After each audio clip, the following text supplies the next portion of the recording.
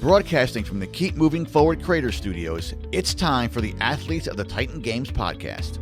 This limited release show features the stories of the 2019 contestants of Dwayne "The Rock" Johnson's athletic competition, NBC's The Titan Games.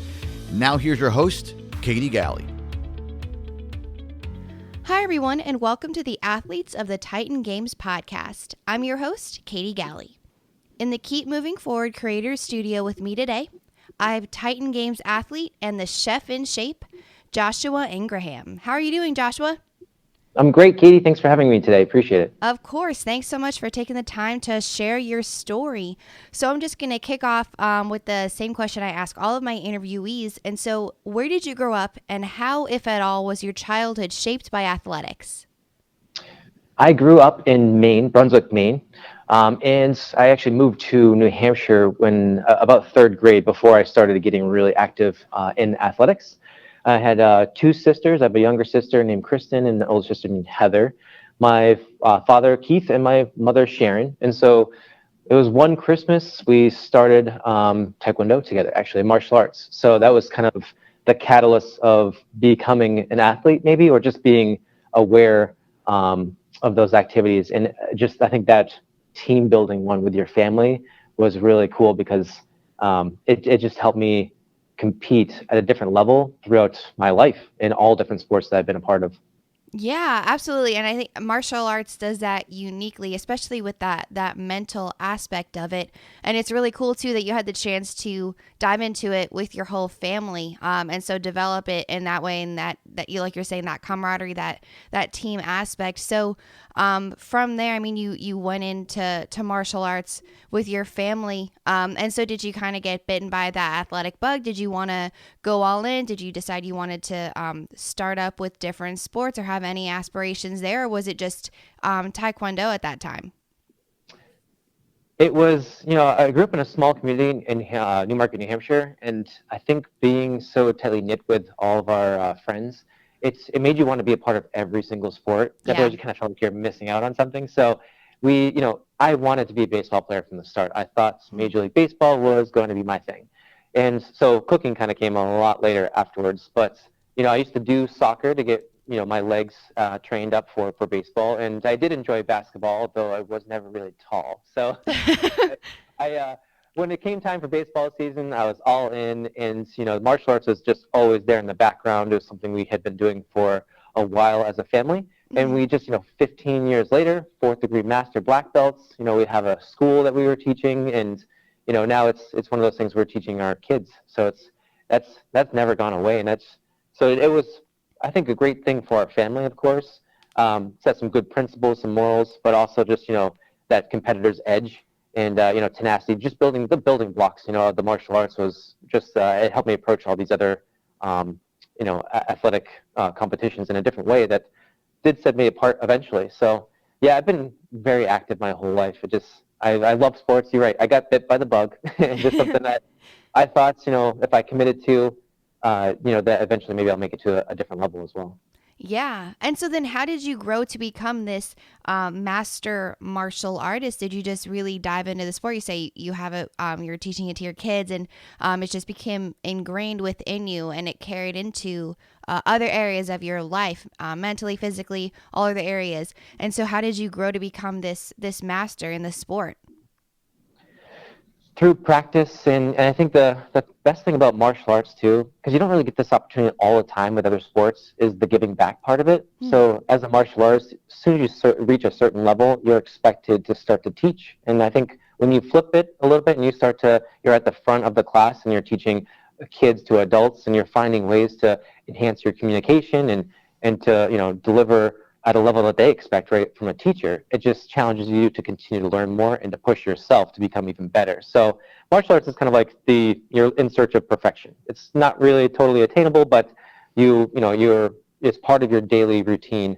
And I think that part mentally really kind of, when you get into another sport, and baseball particularly, right, because that was the one I chose. Yeah. That's a sport of failure, right? So if you think about it, it's all about consistency. So having those daily routines and mantras was really helped me pull out of those negative ruts you could get in with baseball when you over 14. So it's to have a 300 average means you failed 70% of the time. So I picked the sport, that might have been, it's tough on people because you just, especially in kids, because you don't see that, you don't get that achievement right away, right? So you don't, you don't hit the home run every single time. You gotta work for it. You gotta get the base hits first to learn how to use the entire field. So, I mean, definitely building with those principles from the martial arts was, I think, something you take with you for the rest of your life, even outside of sports. But so I still use that competitor's edge even within my career.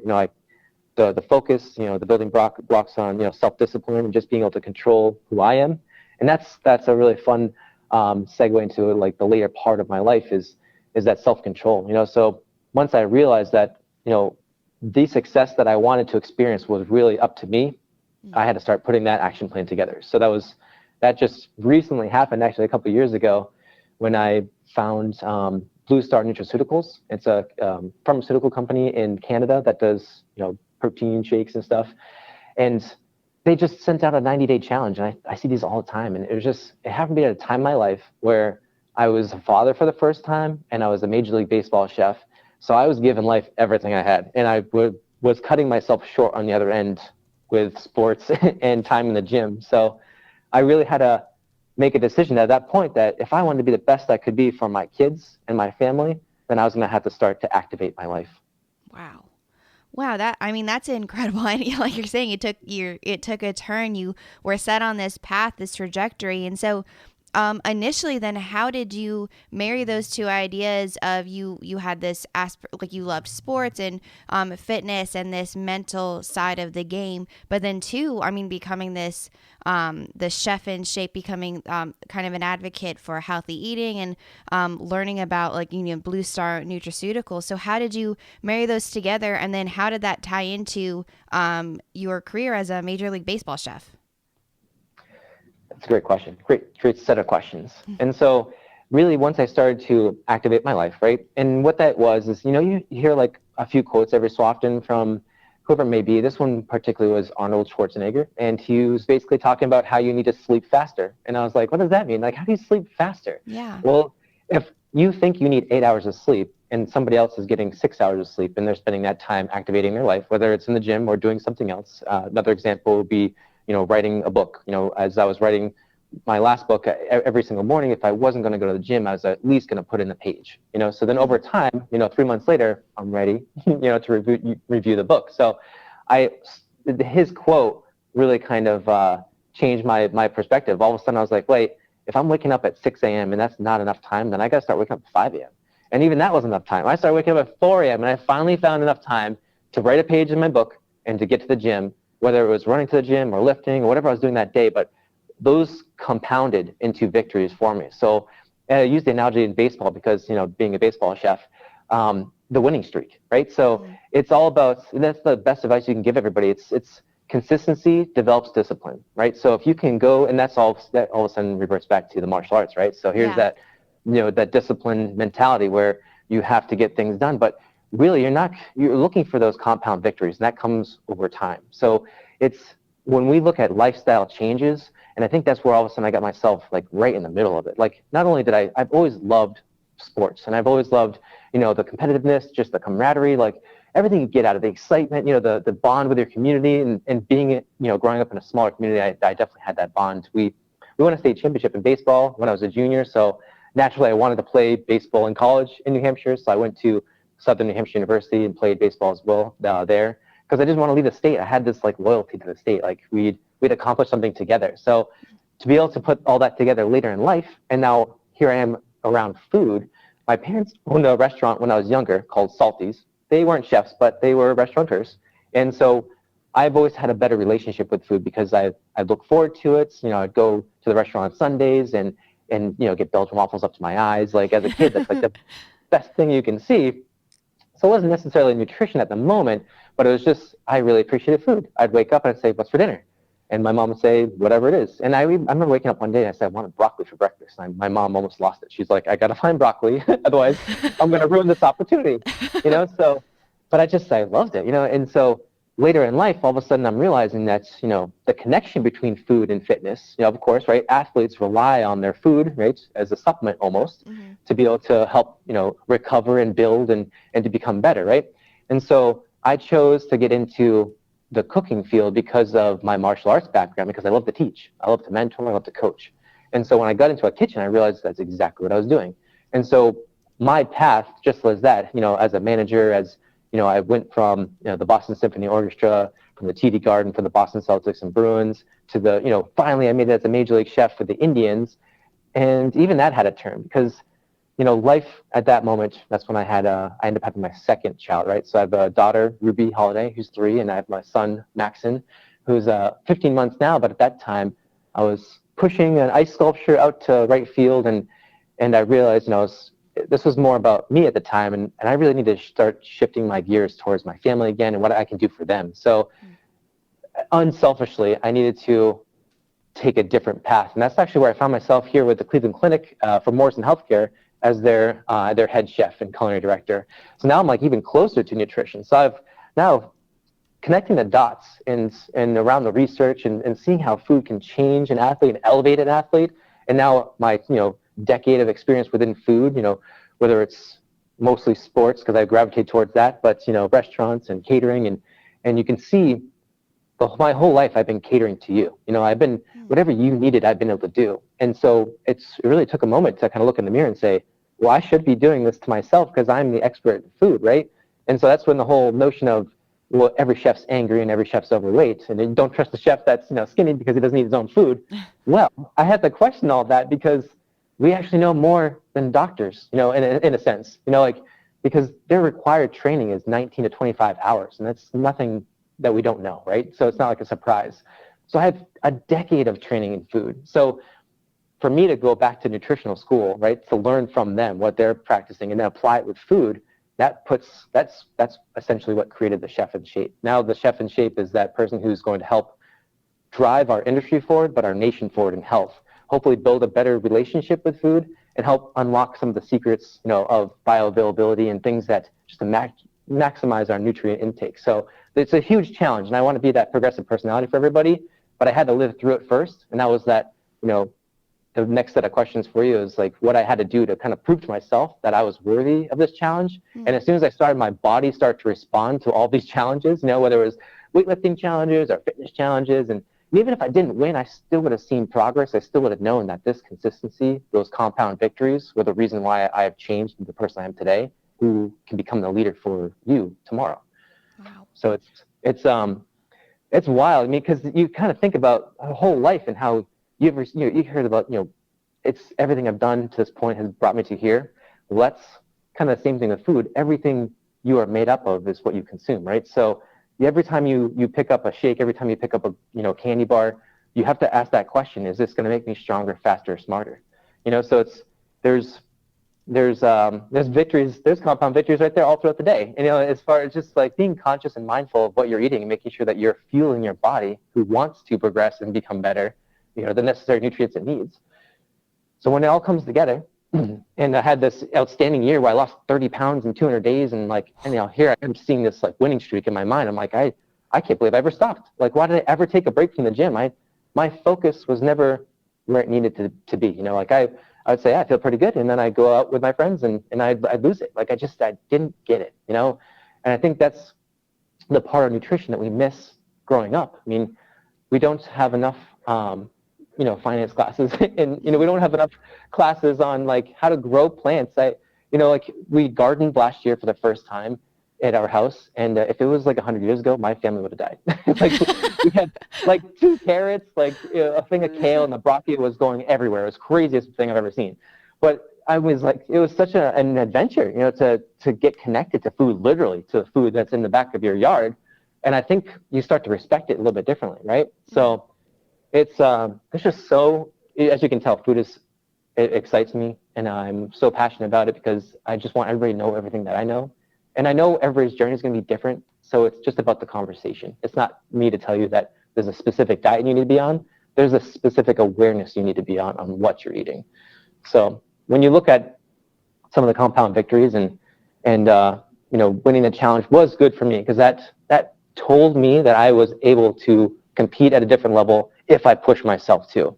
And that was the hardest I've ever pushed myself in my life consistently, right? So Yeah. after the first 90 days, I lost 10 pounds. It wasn't enough to win. So I actually emailed the CEO and I said, can I sign up again? And he said, absolutely. And I needed that goal. I could have probably kept going if I didn't have the challenge, but in my mind, I needed it, you know? So that's where the Titan Games came in. I just happened to friend The Rock, and on Instagram, he was this last call for the Titan Games. You got to sign up. And I just finished that year of probably the best year of my life, you know, where here I have 2 kids now and I have, you know, my wife and you know, so lucky for her, of course, because she allows me to do all this, right? But seriously, she like supports everything I do. I come back home and, hey, we're going to LA. She goes, okay, let's get tickets and load up the kids. So it's a great relationship. But, you know, and winning the fitness challenge, I was able to get into Men's Health magazine. And then I left the end of the year and I was kind of like, crap, what's next? You know, like it was a weird feeling. And so I was so excited to see this opportunity come and get an opportunity to be a part of it. That it has again kind of pushed my life up to a different level that, you know, where I expect it to be. And I am sleeping less these days because I keep finding ways to kind of beat the system, you know, to steal time back. Man. Oh man, I love that, your whole journey, and it's incredible too. It started with a love of sports. You had a love for baseball, and it started with that mental discipline that came with martial arts, and then learning about just kind of being around food because of your parents' restaurant, and then knowing that, or I guess having the realization that it can't be one-sided. You have to have the nutritional aspect as much as you have to have that physical aspect, and if you're not doing both, then you're really not serving yourself to the best of your ability, and then experiencing that, and so creating this persona of the chef in shape to really help people. So then, I mean, with all of the different organizations that you worked for and worked with, before, I mean, leading up to before you became a contestant on the Titan Games. So with Major League Baseball and the Cleveland Clinic, so in healthcare. So do you advise people now on how to best cook? Is it like a dietitian kind of role that you play, or are you advising chefs? Are you advising people like independently as a coach? How does your business model work? So at the Cleveland Clinic main campus, we have a 1,400-bed hospital. And so I work for a company called Morrison Healthcare, which is a subsidiary of Compass Group, which is the largest food service company in the world. Okay. And we are the partners to the Cleveland Clinic. And so I lead a culinary team of 2 executive chefs, 2 sous chefs, and 380 employees. Wow. So we produce 1.5 million patient meals a year, and just about the same in retail, as retail is your front-facing cafes. We have 5 of them on campus. So there's a lot of groceries that go through these doors. So I am in the role of controlling that all somehow, right? So it's somehow. it's a motivational leadership role, accountability. It is all the above. It is you know, from food costs up to, you know, the next menu that's you know, plant-based menu that we're gonna hopefully change the world with, right? So it's very exciting because it's very meaningful. Mm-hmm. There was a lot of excitement in sports and entertainment. I was actually so lucky to be a part of the Stanley Cup journey for the Boston Bruins in 2011. So I was on a duck boat. You know, I have a Stanley Cup ring. And then, you know, when I joined the Indians in 2016, of course, they, you know, were champions in the American League. So I had another ring, like just the perfect timing, right? Like as a sports fanatic, I'm like, oh my God, like you just don't get to those places sometimes, right? Especially in the food industry. So to get recognized was awesome. But there was a Friday night when I had cooked my last hot dog. I just knew it. I was like, oh my God, I didn't go to school to just cook, you know, 40,000 hot dogs a night. I tried so hard to change what I thought was a captive audience of 37,000 people. Mm-hmm. I'm going to feed them better food. I'm going to make their experience unlike anything else they've ever had. And the one positive part about that relationship was that we did draw in so much local business. If you ever get a chance to visit Progressive Field, it is, you can walk the outfield and basically visit the different districts of food within the city of Cleveland. So it's really kind of like you don't have to leave the stadium to visit some of the best food you'll find in Cleveland. Wow. And that's on those restaurateurs and partnerships. And I mean, some amazing chefs here in Cleveland. I feel so lucky to have made, you know, just a transition from the Boston area to here. Once we started to establish our family, I think it was one of the best things my wife's ever done to me, is make me move to Cleveland. I've been in New England my whole life, you know, so it was kind of a leap of faith. And I was like, that's kind of what we do. We just go for it. And I now when I go back to New England, people go, "What, are you from Cleveland?" I'm like, you should move out there. I'm telling you, it's a beautiful thing. I love it. So Man, I mean, but it's incredible. I mean, the opportunities that came up, and like you're saying, you cooked your last hot dog. You had to decide to kind of change that, shift the trajectory, and so you went on this new path, and it led you to Men's Health, going on your own journey, and then now to where you are, Titan Games and beyond. So you said you kind of thinking about what was going to be next after you went on this incredible weight loss journey and achieved so many things in that year. And then you happened upon that post about the last call to sign up for the Titan Games, apply. So when you saw that post, did you immediately apply? Was it just, all right, I'm going to set a new goal. I've got to accomplish something bigger, accomplish something better. So you just signed up. And then what was the journey like from there? How did you end up qualifying or going to the combine? And what was the process like to get you to become a contestant on the Titan Games?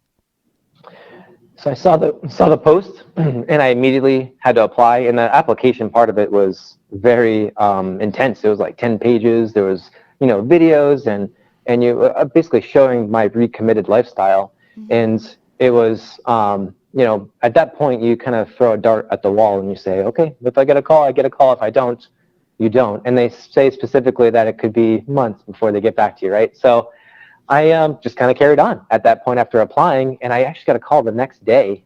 I'm not even joking. And I was like so shocked, and it was, can we set up a Skype? Can we get to know you a little bit better? And we really would like to see if you could come out in July for the combine. I was like, holy crap. Yeah, so I did, we did the Skype, we did the interviews, and they were like, you've got a beautiful family. I'm like, thank you very much. And just like, it's amazing that you were able to accomplish so much in the last couple of years. And I was like, I know, thank you. It's kind of like really justified everything that I've ever wanted to do, like in my life. And when you try to find purpose, well, I was lucky because I was following my passion, right? So I followed my passion long enough to find my purpose, because that's the biggest question. Even when I was a young chef, people were like, well, what kind of food do you like to cook? Well, I don't really know. Like at that moment, like I wasn't, I didn't cook Italian food. I didn't have one thing that you could say, this is what he does. But all along the way, I was picking up, nutritional information, and I was kind of banking it. I was kind of learning, how to, poach fish in tea, like it's just kind of like different things where I can infuse different levels of flavor, because I was always trying to remove, some of the crutches we have as chefs, like always going to a cream sauce, or always, these rich, deep flavors that we develop, right, with, foie gras, which is just completely unnecessary. And just now that I can put a plate in front of somebody and say, this is actually going to make you better. And now to this point in my life, I can have a conversation with you and start to suggest food that will help you with your symptoms that you have. And that's only because I'm around the best right now. I'm absolutely in the best environment to help me progress as the chef in shape. So yeah, I get the call, and now it's time to go to the combine. So we've done the interview process. I've been pretty good at talking. And now it's time to show them that I can compete with these other athletes. And I mean, so I get picked up by the airport. I'm in LA. This small trip was a 3-day trip. I didn't go with the family. So the kids were back with my wife. And at the time, my son was really young. So I was really kind of leaving her, by herself on an island, saying, I got to go to LA and do this lifting thing. And she was like, sweet, thanks. So I so appreciate just the support that she's shown me, because I'm nothing without her, right? So that's, now I'm here in LA, and I'm starting to meet these athletes, and I'm like, oh man, like I need to go to the gym. I need to sneak away and get a quick pump with some push-ups, because how do I compete with these guys? Like, they're just mammoth and they're unbelievable. And so that intimidation sets in at first, because you're like, do I belong here? Like, here I am, I'm a chef. Like, I don't compete every year. I'm not in bodybuilding championships. I'm not in, CrossFit competitions. Like, I haven't been doing this forever. Like, mentally, I've always wanted to be an athlete. We've been connected with martial arts, and it's, I went to college and I played college, baseball for a while, but it was never to the level of dedication that these athletes appeared, right? So once you get to know them, though, oh my God, it was like we were cut from the same cloth. It was just like the coolest bunch of individuals, and we immediately bonded, and we went to the combine, and everybody's cheering everybody on. Like, nobody really mattered, like, or cared who was going to be the one who got the pick. Like, you just wanted to see that, we were doing something special as human beings. We were pushing ourselves, and we were getting results from that, right? So, which is, I think, the underlying story to all this is, like, it's never it's never the right time. The time's now, right? So Mm-hmm. you have to make that decision to activate your life. You have to make the decision that you really, really want it. And when you put yourself in that place, you start to play up. So here I am around these other athletes that clearly have more maybe athletic ability than I do. But I set my own personal record for deadlifts and the combine. I lifted 425 pounds Oh for the my first time in gosh. my life because I've never tried to, right? Right. So I'm like, all of a sudden I'm getting this confidence. I'm like, yeah, I can hang with these guys. This is going to be fun. And so, you're jumping over walls and pushing sleds, and it felt like you're at a football combine, and it was unbelievable. And so we all left 3 days later, and some of us actually started an Instagram group just so we could keep track and see who did get the phone call.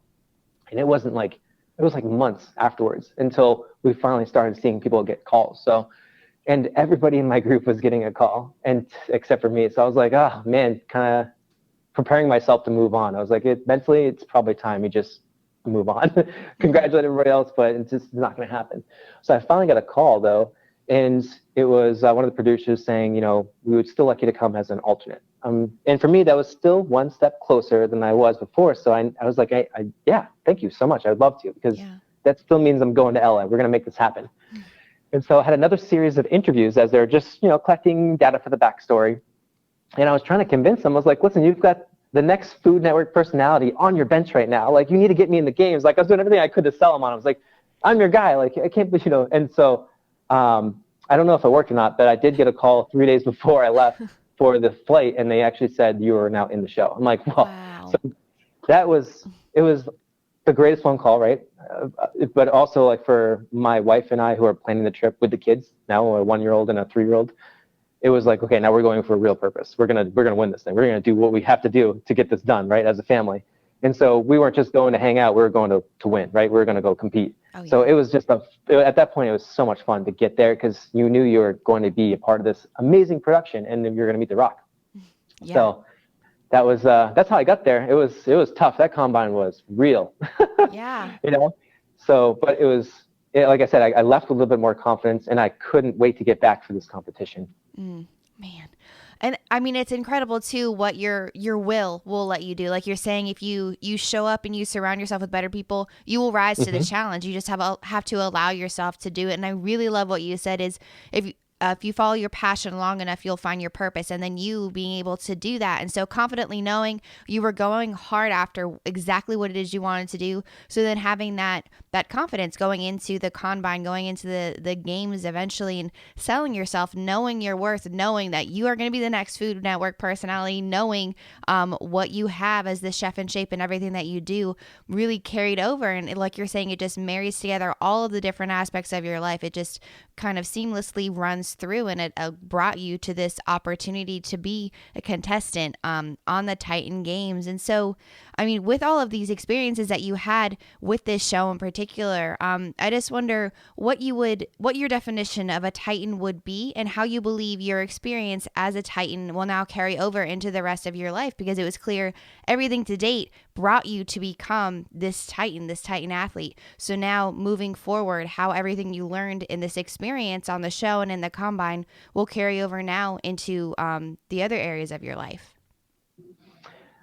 To define a Titan, I think you have to use the words indomitable spirit. I think these fearless leaders of the future, whatever, they're already leading their professions, whether it's in nursing or, in martial arts, or, there's people, everyday people that are performing their jobs, but to the highest level that they can perform them. And everybody around them is benefiting from that. So I do believe you are the best of, the 5 people that surround you, right? So just the point to play up and to make sure you continue to seek out high performers. So the Titan, it has transformed me. When you leave that type of production and you're exposed to something like that is far bigger than you are as an individual, that's what you have to take away from it, is that we were able to achieve something together as a group. No matter who comes out on top, we are going to show the world what it's like to be a superhuman, because guaranteed you're going to get connected to one of these human beings that you're going to watch, and they're going to become your next hero, because the story you're going to learn about them, the achievements that they've made, the sacrifices that they've made, and that they're willing to make for the future to better their surroundings. That's what a Titan's all about. It's not about just winning a fitness competition. It's about changing this world. And that's why we are all so much alike, because we all have the same objective. It's just getting better. I love that. It's incredible too. It's not, I love the word indomitable spirit. And it's not just excelling in the physical fitness world. It's literally excelling in every area that you are intimately involved in. And so having, again, working those in tandem and just kind of tying back in from something that was instilled within you from your childhood, that mental toughness, that mental stability, and knowing your worth, knowing what you are doing in the field that you're in, and also knowing the importance of physical fitness and how those things can come together and how they can combine, and needing those to really excel in those fields that you've chosen to be in. And so, Joshua, I just have one final question that I ask all of my interviewees, but with everything that you've accomplished and knowing that you have so much left to accomplish with everything that you've done so far in your life, what do you want to be remembered for? That is actually my greatest fear, is to be forgotten. So that's kind of funny you brought that up, which is probably why I'm so neurotic on achieving what I can achieve right now. Time for me is my biggest enemy. And, I look at it as, if the average expectant life is 80 years old right now, right? And my mom is almost 60, that means I have 20 years left with her, but I only see her once a year. So I actually don't have 20 years, I have 20 times, so when you put life into perspective in time and what you have and how you'll never get it back, it is the memories you make, the actions you take today are, they'll hopefully compound into something great eventually that I can be remembered for. And what I'm looking for is that impact on food in our industry right now, just so people are aware of the real food that they should be eating. Right now, I think we are being not manipulated, but we're being so well marketed, that what you're going to buy before you even walk into the store. And it's and to know as a parent now that my kid is going to see over 6,000 ads for Fruit Loop cereals this year is programming them in the wrong direction. So not only is it unsustainable, but it's just it's life-threatening. To think of that the food that we're being sold is so underregulated that it has made us the most obese country in the world. Right? For the first time, our kids are expected to live less than our parents. So that's the first time in 100 years that's switched, right? For a long time, the trend's been going up where we've learned more about science and data, and all of a sudden we're going to be living longer, right? Well, the fact is that we're not using it. And so we're not using it, we're not aware of it, we're not asking the right questions. And it's not that it's not out there, because the accessibility to food and whole foods has never been greater. We've never had more supermarkets on every single corner, right? We can get citrus any time of the day. We can get, mangoes. We have the ability to get all these right fruits and vegetables. We have Google at our fingertips. We have Androids and iPhones, right? So it's just about asking the question and wanting to ask the question, right? So I want to kind of be the dagger in between, what happened yesterday and what's going to happen tomorrow, and hopefully stop, the regression right now in nutrition, and hopefully get ourselves back on the right path. So it's a big task. It's something that I won't be able to do alone, but I want to at least kind of be in the middle of it. And for me to continue to be on these platforms and to push, food, nutrition, and health, and just, accomplishing something in a short period of time, I think is very important. I think everybody needs to know I haven't been an athlete my whole life. I just made a decision one day that I was sick and tired of being sick and tired. And so you could say I was lucky, but I wasn't, because you build luck. Luck is like a bus. It comes around, and if you're not ready for it, you can't jump on. It won't let you jump on. So the fact that I was ready for the Titan Games was the reason why I got on the Titan Games. It was all the work I'd done before I even knew that opportunity existed. Thank you all for tuning in to today's installment of the Athletes of the Titan Games podcast. To learn more about each of these Titan athletes, be sure to check out their information in the links in my show notes. Furthermore, to stay up to date on all things coming out of the Keep Moving Forward Creators Studio, be sure to subscribe to the Keep Moving Forward podcast iTunes channel and follow along on social media, also available in the show notes. As the creator of the Titan Games, Mr. Dwayne "The Rock" Johnson says, "Titans aren't born, they're made." And I hope today's story helped you realize all that you are capable of becoming if you put in that hard work and just keep moving forward.